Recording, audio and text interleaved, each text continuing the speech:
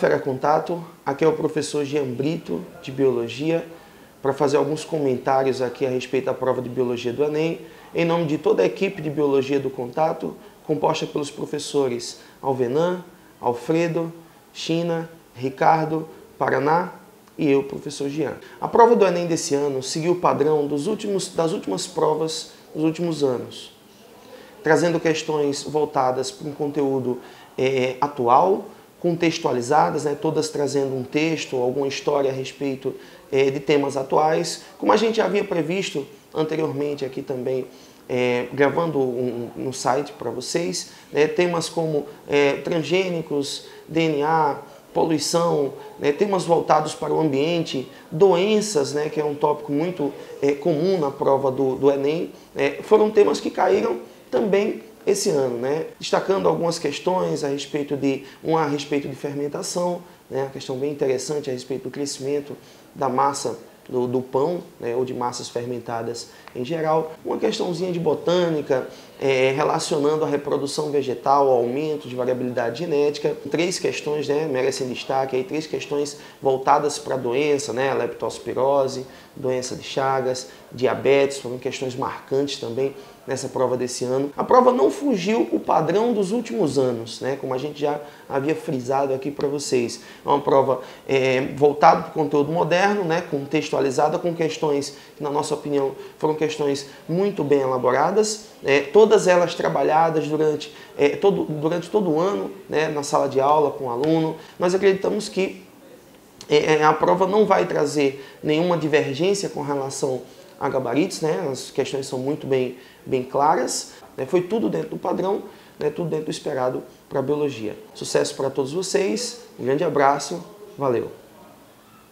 Olá, Fera Contato, aqui é o professor Juliano Raposo, venho em nome da equipe de Física, constituída pelos professores Ives Urquiza, Ernesto Toreiro, Japa, Sérgio Cabral e Sandro Coité, falar sobre essa prova de Física hoje do Enem. Foi uma prova objetiva, onde você encontrava facilmente, distinguia facilmente as questões de física em relação às outras matérias, como biologia e química. Porém, não deixou de ser contextualizada, não deixou de cobrar as habilidades e competências próprias dessa prova do Enem. A prova mais polarizada para a mecânica, caindo em questões de cinemática, de leis de Newton, de gravitação, de hidrostática e algumas coisas do segundo e terceiro ano. No segundo ano, uma questão de óptica e 2 de ondas, sempre caindo mais questões de ondas, como já é tradição nas provas do Enem.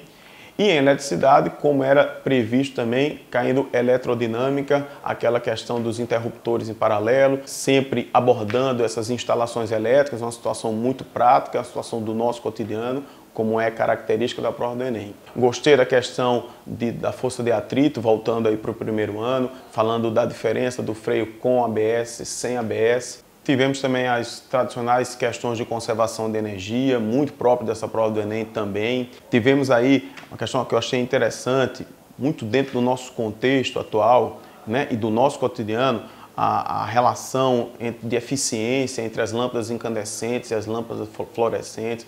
Tivemos em ondas aquela questão das gotas de chuva caindo na superfície de uma piscina, tão trabalhado pelos professores em sala de aula, né? Quando a gente sempre enfatiza que a velocidade de uma onda depende do meio de propagação e naquela questão do Enem, se o meio não mudou, a velocidade é a mesma.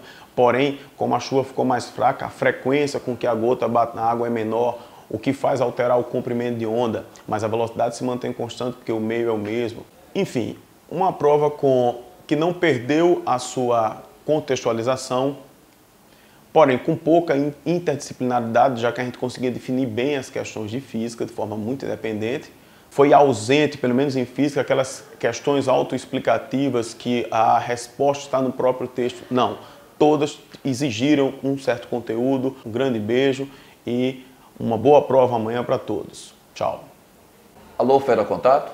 Aqui quem fala é o professor Alberto de Mello. Estou aqui hoje para comentar a parte de Química referente à prova de Ciências da Natureza e represento a equipe composta pelo professor Efraim, pelo professor Alisson Arruda e Robson Vilar, os nossos comentários no tocante à parte química. Primeiramente, a gente vai observar que foi uma prova em que se utilizou bastante a parte de química ambientalista, com alguns focos bioquímicos e, por não, a parte também de orgânica. Vimos questões com referência ao processo de fermentação, em que dentro desse processo haveria justamente a liberação de gás carbônico.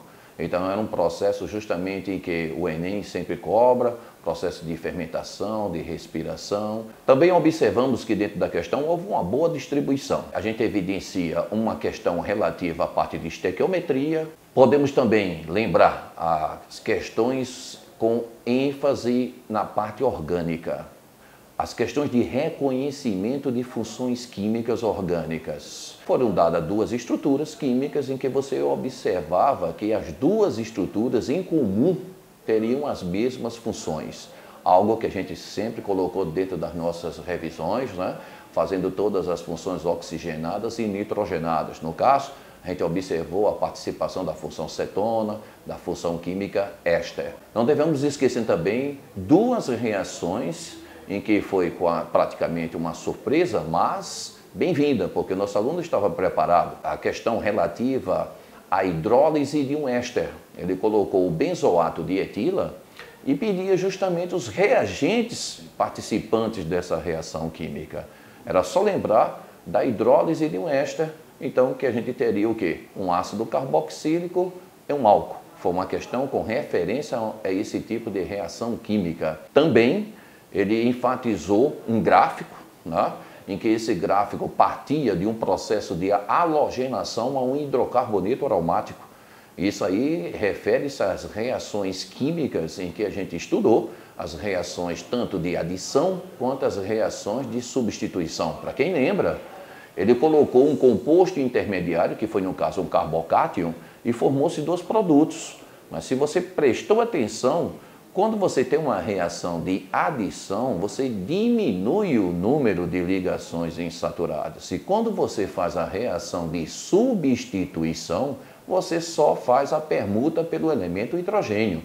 Então, se você verificou isso, com certeza você conseguiu também com muito êxito essa questão de reação orgânica. Tivemos também, vocês devem lembrar, uma questão com referência às estruturas poliméricas, onde ele falou sobre o PVC. E uma das formas de descarte desse PVC, através da incineração, ele liberava um gás. Esse gás era o ácido muriático. Então ele pediu uma medida em que você pudesse neutralizar esse ácido, procurando uma solução básica para neutralizar esse ácido. Para quem fez isso aí, devia ser a cal. A cal é um óxido com características quimicamente básicas. E não esqueçamos a parte bioquímica. Vocês lembram que ele colocou uma questão em que teria algumas vitaminas, procurando colocar 5 vitaminas, onde dividiu essas vitaminas em dois grandes grupos, as vitaminas hidrossolúveis, solúveis em água, e as lipossolúveis, né? Que são as vitaminas que têm características quimicamente apolares. Se você observar as estruturas dessas vitaminas, é aquilo que a gente enfatizou sobre propriedades físicas desses componentes orgânicos no tocante à solubilidade e o ponto de ebulição. Porque se tem algumas dessas vitaminas, bastantes grupos polarizados, com certeza é uma vitamina altamente solúvel. Então, um aluno atentando para essas propriedades físicas desses componentes quanto à solubilidade, com certeza era uma questão que tinha esse tipo de ênfase. A parte referente à química ambiental foi o que eu notei que houve dentro da distribuição da prova, como já é uma característica do Enem, ela se reforçou muito nessa parte, ela distribuiu bastante as questões na parte ambiental. E muitíssimo obrigado, Fera Contato, e que a gente tenha sempre êxito nas nossas aprovações.